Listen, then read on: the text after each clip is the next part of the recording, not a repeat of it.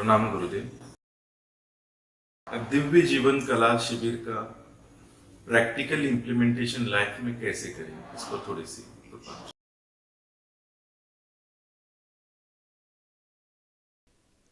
अगर एक सूत्र पकड़ना है जो हृदय में गहरा बैठ जाए तो वो सूत्र यही है, अभी जो हम गीत गा रहे थे, अभी और यहीं का, दिव्यता और भगवत्ता की उपस्थिति का। हम किसी मंदिर में या तीर्थ स्थान में जाते हैं तो हम बड़े प्रेम पूर्वक श्रद्धा पूर्वक कदम रखते हैं कि यह पवित्र भूमि है। क्या हम अपने घर में, बाजार में, सड़क पर उस भाव से चल सकते हैं? याद रखिएगा, मुख्य बात आपके भीतर का भाव है।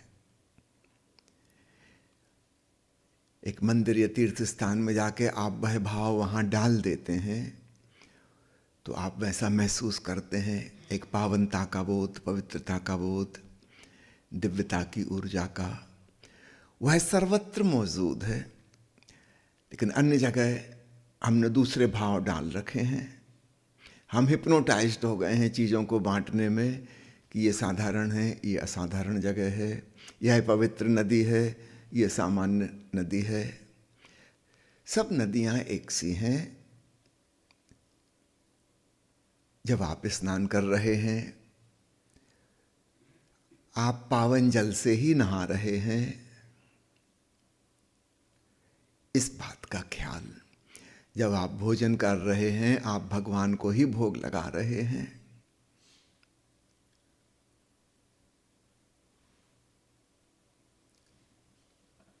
स्वयं के भीतर भगवत्ता का एहसास अभी और यहीं। और जब हम स्वयं के भीतर कर पाते हैं, अपने आसपास कर पाते हैं, धीरे धीरे फिर हम सब में कर पाते हैं। अब समझना, दो प्रकार के लोग हैं दुनिया में। कुछ लोगों को स्वयं से आरंभ करना आसान होता है। जो हम भीतर फील करेंगे वैसी ही फीलिंग हम बाहर भी ला सकेंगे। कुछ अन्य लोग हैं जिनका पहला कदम बाहर से उठेगा, जो सर्वत्र दिव्यता का एहसास करें, धीरे धीरे धीरे अपने भीतर भी कर पाएंगे। तो आप देखना, आपको क्या सुगम जान पड़ता है। दो प्रकार के लोग हैं। जो बहिर्मुखी प्रवृत्ति के हैं वे बाहर से शुरू करें, जो अंतर्मुखी प्रवृत्ति के हैं वो भीतर से शुरू करें। और अगर आप बहुत समझदार हैं तो कोई वृत्ति रखने की जरूरत ही नहीं, दोनों इकट्ठे एक साथ। क्योंकि यह हमारा विभाजन भी मनोकल्पित है, भीतर और बाहर का। वास्तव में ऐसा कुछ है नहीं, सर्वत्र एक ही है। एक पावनता का एहसास, पवित्रता का भाव, अनुग्रह की भावना। अभी थोड़े दिन पहले मैं टेड टॉक में एक वैज्ञानिक की जीवन का संस्मरण सुन रहा था। जो परिणाम उसने निकाला बहुत अद्भुत है। वो किसी खोजबीन के लिए अमेरिका से अफ्रीका गया हुआ था। जिस जगह पे उसे डाटा इकट्ठी करनी थी, अन्वेषण करना था, वो काफ़ी जंगल का वाला एरिया था, अविकसित एरिया, रूरल क्षेत्र में, ग्रामीण क्षेत्र में। कोई सुविधाएं वहाँ नहीं थी। और कोई 3 साल तक वहाँ वह रहा। जब उसका प्रोजेक्ट पूरा हो गया, वापस अमेरिका लौटा।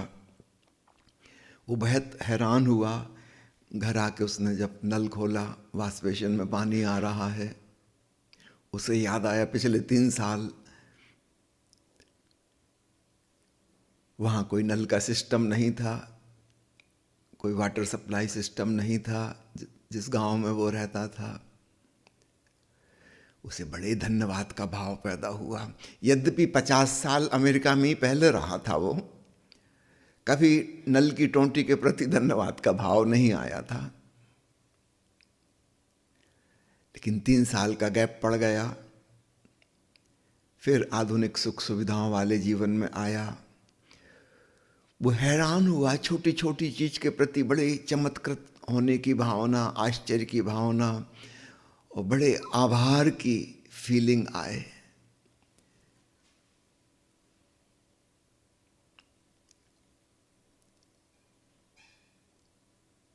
बिस्तर पे सोने गया, 3 साल से ऐसे सुखदायी बिस्तर पे नहीं सोया था। एयर कंडीशन घर, 3 साल बिना एसी के था, बिना बिजली के था। छोटे से बिजली के बल्ब का जलना भी उसको आश्चर्य विमुग्ध कर रहा था और भीतर से खूब ग्रेटिट्यूड आ रहा था। फिर उसको लगा कि मैं पिछले 4-6 दिन से मैं कितने अहोभाव में हूँ और इस अहोभाव के साथ साथ मेरे अंदर आनंद की अनुभूति बढ़ रही है। 50 साल भी इसी घर में रहा हूँ, पहले कभी ऐसी प्रसन्नता नहीं जानी थी। तो एक नई बात उसके मन में सूझी कि सुख सुविधा से प्रसन्नता नहीं मिलती, धन्यवाद के भाव से प्रसन्नता जन्मती है। एक बिल्कुल नया आइडिया उसको सूझा। सामान्यतः हम सोचते हैं कि जब हम खुश होंगे, सुविधा होगी, प्रसन्न होंगे, तब हमारे भीतर धन्यवाद की भावना आएगी। उसको ख्याल आया कि 50 साल तो मैं सारी सुविधाओं में रहा, पहले न धन्यवाद की भावना थी, ना कोई प्रसन्नता थी। सब चीजों को बहुत साधारण रूप से ले रहे थे, कोई खास बात नहीं लग रही थी। अब हर चीज में एक खास बात लग रही है और इसलिए धन्यवाद की भावना आ रही है। और अद्भुत परिणाम उसने खोजा कि इस धन्यवाद के भाव की वजह से अब मैं कितना खुश हूं। तो नॉर्मल हमारा लॉजिक है कि जब हम खुश होंगे, कुछ अच्छा होगा, तब धन्यवाद की भावना आएगी। पर आप दुनिया में देखते हैं कितने लोग हैं जिनके पास कितना कुछ है, खुशी तो नहीं है उनके पास और ना ही उनको कोई धन्यवाद की भावना है।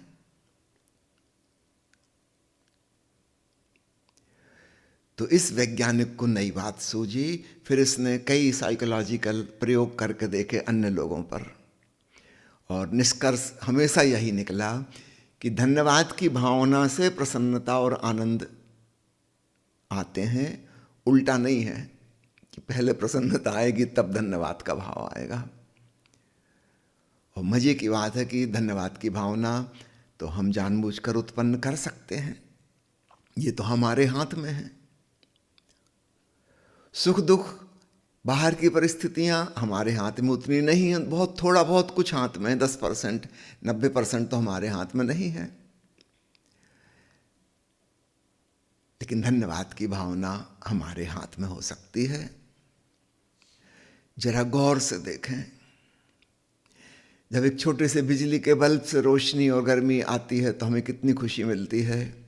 और इतना बड़ा सूरज अरबों अरबों साल से धूप दे रहा है, रोशनी दे रहा है, गर्मी दे रहा है, जीवन को चला रहा है और हमें कोई खुशी नहीं, कोई धन्यवाद की भावना भी नहीं। कल को सूरज ना निकले तो याद रखना फिर हम भी नहीं होंगे, कोई नहीं होगा। और इतने समय से वह निकल रहा है, न हमें कोई आश्चर्य होता, न कोई धन्यवाद होता। हमने सब चीजों को साधारण बना लिया है। साधारण है कुछ नहीं। आप क्या सोचते हो सूरज साधारण है? ये पृथ्वी साधारण पृथ्वी है? वैज्ञानिकों ने हिसाब लगाया है, उपजाऊ मिट्टी के निर्माण में करीब 1 अरब साल लगा। ज्वालामुखी फटते थे, लावा बहता था, ठोस चट्टानें बनती थी। उन चट्टानों को टूटना, फूटना, उस पर पानी गिरना, दरार में कहीं पानी घुस जाना, फिर बर्फ जमना उसका, फिर वो दरार थोड़ी चौड़ी हो जाती, फिर कुछ घास पात उसमें उगाती। 1 अरब साल लगते हैं चट्टान को घिसते घिसते धूप गर्मी बरसात, धूप गर्मी बरसात के चक्कर से गुजरते गुजरते तब जाके कुछ धूल कण मिट्टी बन पाती है। हम सोचते हैं मिट्टी साधारण सी चीज है,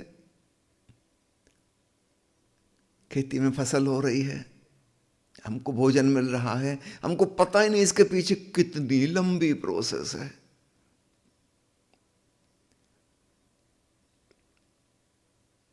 विज्ञान इतना विकसित हो गया, अभी भी हम चट्टान से घिस घिस के मिट्टी नहीं बना सकते।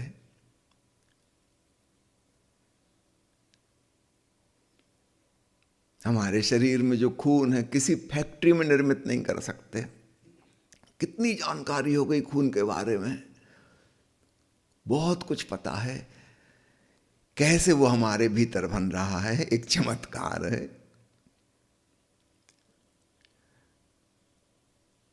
आपने नाश्ता कर लिया, आपको कोई तरकीब पता है कैसे पचा लेंगे उसको, कैसे उसका कैल्शियम निकाल के हड्डी में पहुंचा के वहां डिपॉजिट कर देंगे, कैसे उसमें से आयरन निकाल के उसका खून बना लेंगे। सब अज्ञात रहस्यमयी शक्तियों से हो रहा है।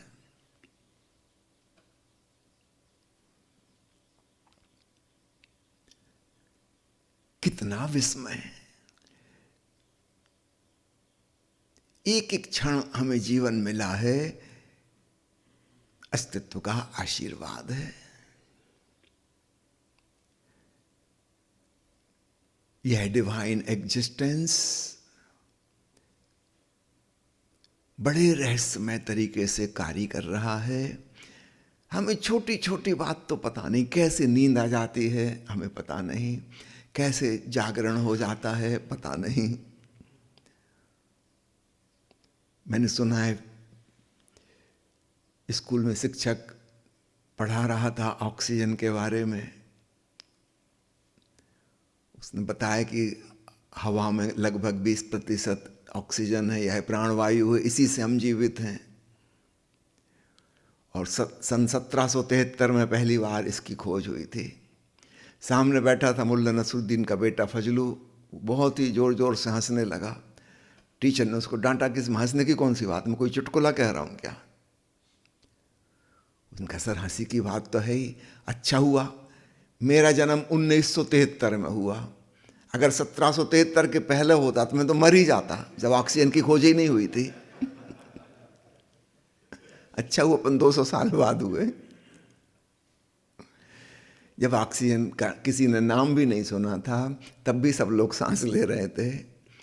बिना पढ़े लिखे पशु पंछी और मक्खी और मच्छर और पेड़ पौधे और मछलियाँ और मेंढक, किसी को नहीं पता ऑक्सीजन के बारे में। मजे से सबकी सांस चल रही और जिंदा है।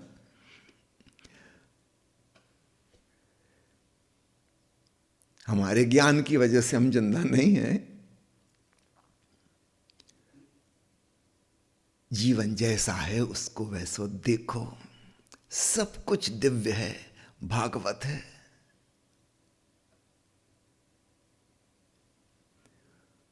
लोग शिकायत करते हैं कि फलाने व्यक्ति की अल्पायु में मृत्यु हो गई, अभी उम्र ही क्या थी, 55 साल।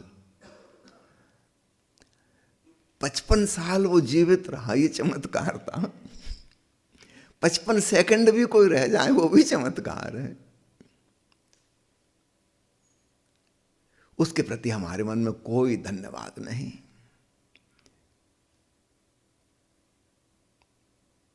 वो छोटी सी चीज कि 55 साल में खत्म हो गए, उस पर शिकायत है कि ईश्वर नहीं है। हम तो पूजा पाठ करते थे, फिर भी इतनी छोटी उम्र में खत्म हो गए। आप कितने लंबे समय जिंदा रहे। जरा सोचो, हमारा कोई अधिकार है, कोई हक है? ऐसा थोड़ा उस ढंग से सोचो, क्या हमारा हक है कि एक सांस और चले?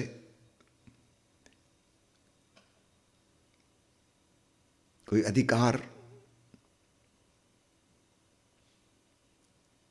नहीं चलेगी तो नहीं चलेगी, क्या कर लोगे? जब तक चल रही है अहोभाव से भरो। एक सांस और आई, चमत्कार हो रहा है। नहीं आए तो कोई खास बात नहीं, आना चमत्कार है।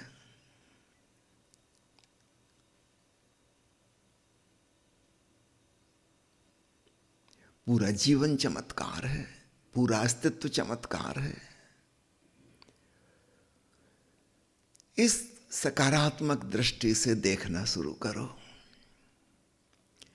भगवान बुद्ध के जीवन की घटना का उल्लेख करना चाहूंगा। उनका शिष्य पूर्णकाश्यप वास्तव में ही पूर्ण हो गया था। और बुद्ध ने कहा कि अब तुम जाओ और मेरे संदेश को लोगों तक पहुंचाओ। कहाँ जाना चाहोगे? पूर्णकाश्यप ने कहा, सूखा नामक एक क्षेत्र है, मैं वहां जाना चाहूंगा।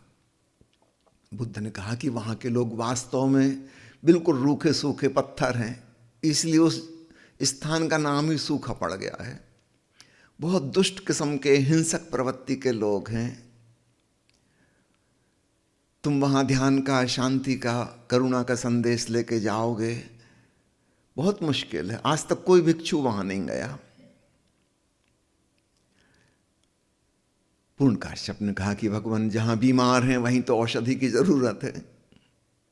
जहां लोग शांत ही हैं पहले ही से, वहां शांति की क्या बात करना। निश्चित रूप से वहां के लोग बड़े क्रोधी हैं, तो करुणा की औषधि की आवश्यकता उन्हीं को है जिन्हें क्रोध की व्याधि है। भगवान बुद्ध ने कहा, अच्छा तो मेरे एक प्रश्न का जवाब दो। अगर लोगों ने तुम्हारा अपमान किया, तुम्हारी बात नहीं सुनी, अपशब्द कहे, बेइज्जती की, तो तुम्हें कैसा लगेगा?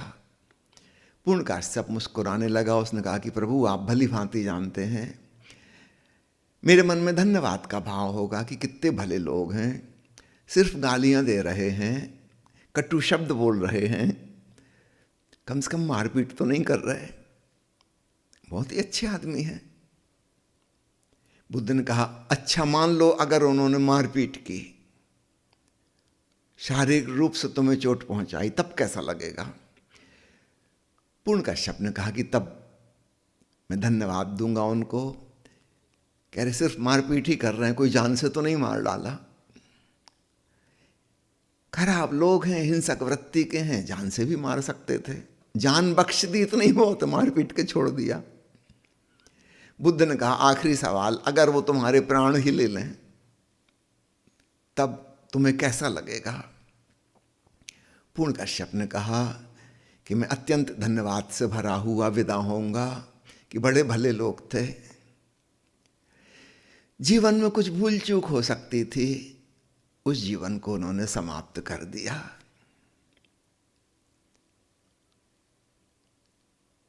बड़े भले लोग, धन्यवाद दे के विदा होऊंगा। बुद्ध ने कहा कि तुम फिर सूखा जा सकते हो, तुम्हारे भीतर का अहोभाव कोई नहीं छीन पाएगा। तुम वास्तव में पूर्ण हो गए हो, पूर्ण।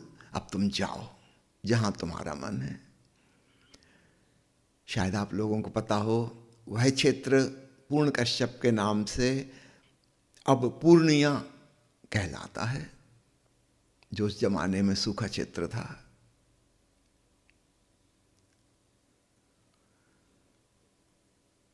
पूर्णकाश्यप का धन्यवाद भाव कोई बाहर की परिस्थिति नहीं छीन सकती। उसके भीतर शिकायत पैदा ही नहीं हो सकती। थोड़ा ख्याल करें, क्या हम भी ऐसी भाव अवस्था में जी सकते हैं? ख्याल आते से तुरंत शुरू हो जाएगा, कुछ करना थोड़ी पड़ेगा। हमें किसी ने सुझाया नहीं। इस अलौकिक और दिव्य जीवन को इस भांति देखना किसी ने हमसे कहा नहीं। हमें कुछ परिवर्तन थोड़ी करना है। जीवन तो ऐसा अद्भुत है ही, निराला है ही। बस ख्याल आ जाए तो बात बन जाती है। जैसे उस वैज्ञानिक को ख्याल आया, उसको तो संयोग से आया, 3 साल असुविधा में रहा। फिर उसने कहा कि मेरी पूरी जिंदगी बदल गई, अब मैं 50 साल जैसा पहले जिया हूं, अब वैसा नहीं जी सकता। वो तो बहुत ही बेहोशी की मेरी जिंदगी थी, इतना कुछ मिला है मुझे नजर ही नहीं आता था। जरा गौर से देखें कितना विराट वायुमंडल हमें मिला है, मुफ्त में सांस ले रहे हैं। जब अस्पताल में भर्ती होंगे और नकली ऑक्सीजन चलेगी तब पता चलेगा कितनी महंगी एक एक सांस। और 70-80 साल बिल्कुल मुफ्त की सांस लेते रहे और एक दिन धन्यवाद ना दिया। मुफ्त में पानी पीने मिल रहा है, कोई धन्यवाद का भाव नहीं है। और याद रखना, जिन चीज को हम खरीद के प्राप्त कर रहे हैं, यह अस्तित्व ने शक्ति दी है कि हम कुछ काम धाम कर पाएं, आजीविका कमा पाएं, धन कमा पाएं। याद रखना, यह भी अस्तित्व से प्रदत्त है। कोई कहता है हम नौकरी करते हैं अपनी बुद्धिमानी से, तो बुद्धिमानी आपने पैदा की है क्या?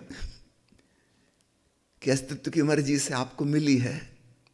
नहीं मिली होती तो आप क्या कर लेते? एक मेंटली रिटार्डेड व्यक्ति है, पैदा ऐसी उसको नहीं मिली बुद्धि, वो क्या कर सकता है? अगर हम कहते हैं कि उसका कोई दोष नहीं है, फिर याद रखना आपके बुद्धिमान होने में आपकी कोई क्रेडिट, आपका कोई श्रेय भी नहीं है। कोई आदमी स्वस्थ है, कोई बीमार है, अगर हम बीमार को कहते हैं कि उसका कोई दोष नहीं है, प्रकृति ने ऐसा बनाया, कमजोर है, कि शारीरिक रूप से अपंग है, कि मानसिक रूप से दुर्बल है, हम उस पर दोषारोपण नहीं करते। फिर याद रखना, आपका स्वस्थ होना, बुद्धिमान होना, कर्मठ होना, इसमें आपका कोई श्रेय भी नहीं है, यह भी प्रकृति प्रदत्त है।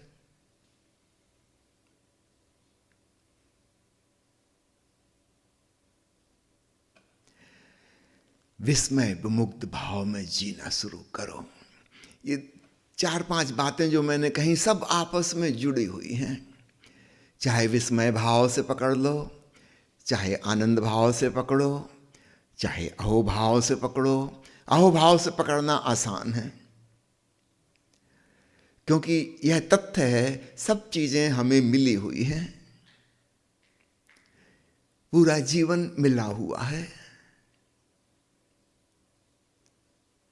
शिकायत भाव हटाओ, वो हमारी एक आदत है, हम एडिक्टेड हो गए हैं उसके, और हम जिस क्षण चाहें छोड़ सकते हैं।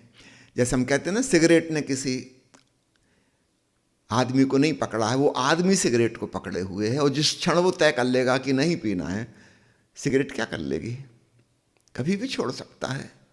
ठीक ऐसे ही हम एडिक्टेड हो गए हैं नेगेटिव चीज़ों के, शिकायत के, गलतियां खोजने के, मीन मेख निकालने के, और फिर उससे हम दुखी होते हैं, दूसरों को बदलने की कोशिश करते हैं, कोई बदलता नहीं, फिर हम फ्रस्ट्रेटेड होते हैं और शिकायत से भरते हैं और तनावग्रस्त होते हैं।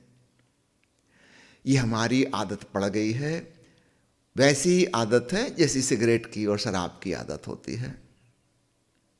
हम जिस क्षण होश आ जाए उस क्षण हम ड्रॉप कर सकते हैं कि बस हो गया बहुत, आज के बाद नहीं। जापान के झेन फकीर की कहानी है कि एक युवक उसके पास आता था, बड़ा दुखी, बड़ा चिंताग्रस्त, हमेशा ही परेशान, और वो कहता कि आप इतने खुश रहते हो, आपको कभी हमने दुखी नहीं देखा, और मैं इतना चिंताग्रस्त रहता हूँ। फकीर उसे भांति भांति से समझाता था, पर वो कहता आपकी बात अच्छी लगती है इसलिए बारंबार आता हूँ, लेकिन मेरे जीवन में कोई परिवर्तन नहीं होता, मेरे भीतर का दुख मिटता ही नहीं, कुछ ना कुछ चिंता लगी रहती है, दुख बना रहता है। एक दिन फकीर ने कहा कि सुनो, जब मैं युवा था मैं तुमसे भी ज़्यादा दुखी था, तुम तो कुछ नहीं, मेरी स्थिति तो यहाँ तक आ गई थी कि एक दिन मैंने सोचा कि सुसाइड कर लूँ। जब बिल्कुल मरने की स्थिति पर पहुंचा, मैं नदी में कूदने के लिए गया था, ब्रिज के ऊपर से कूद जाऊंगा, तैरना मुझे आता नहीं। अचानक एक सूझ आई कूदने के पहले कि क्या मैं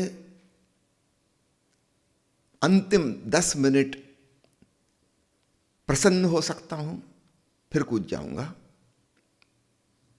मैं जिंदगी भर का दुखियारा, अचानक ये बात सूझी, ये मरना तो है ही, 10 मिनट रुक जाता हूं, क्या मैं 10 मिनट खुश रह सकता हूं, फिर मर जाऊंगा। मजे की बात है कि 10 मिनट गुजर गए और मैं बिल्कुल खुश था। सारे एक्सपेक्टेशन खत्म हो गए, महत्वाकांक्षाएं खत्म हो गई, 10 मिनट बाद तो कूद नहीं है। वो 10 मिनट ऐसी शांति में गुजरे,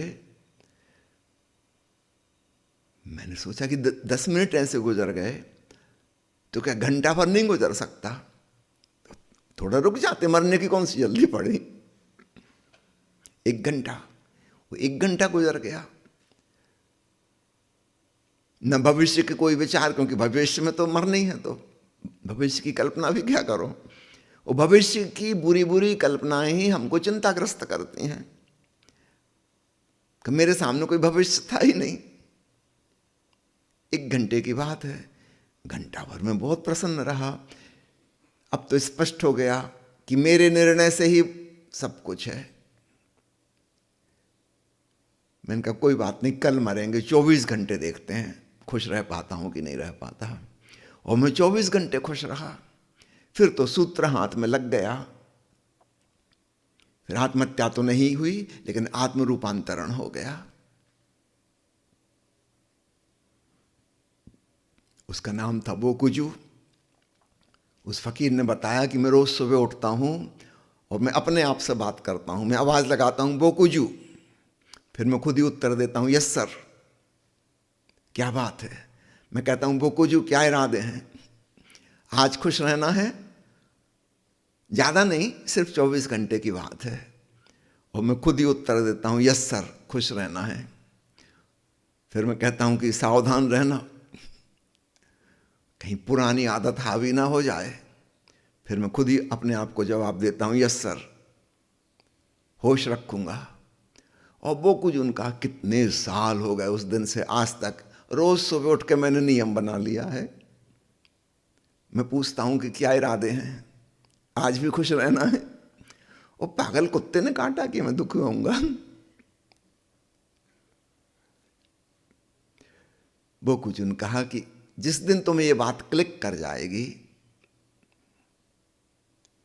कि तुम्हारे अतिरिक्त कोई जिम्मेवार नहीं है,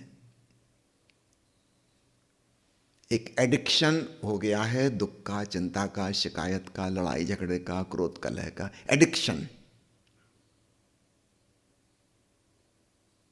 जैसे केमिकल एडिक्शन होते हैं, ड्रग एडिक्शन होते हैं, ऐसे ही हमारे भीतर कुछ हार्मोन्स और केमिकल्स निकलते हैं, न्यूरोट्रांसमीटर्स निकलते हैं। ये आंतरिक रसायन है, ड्रग की फैक्ट्री भीतर लगी हुई है, तो हमें पता नहीं चलता, हम भी केमिकल एडिक्शन में हैं। और हम चौंक जाएं, जाग जाएं और तय कर लें, अचानक एक दिव्य जीवन कला अवतरित हो जाती है। यही क्षण अभी और यहीं हम अहोभाव से भर जाते हैं और वह भाव बस जादू जैसा हो जाता है।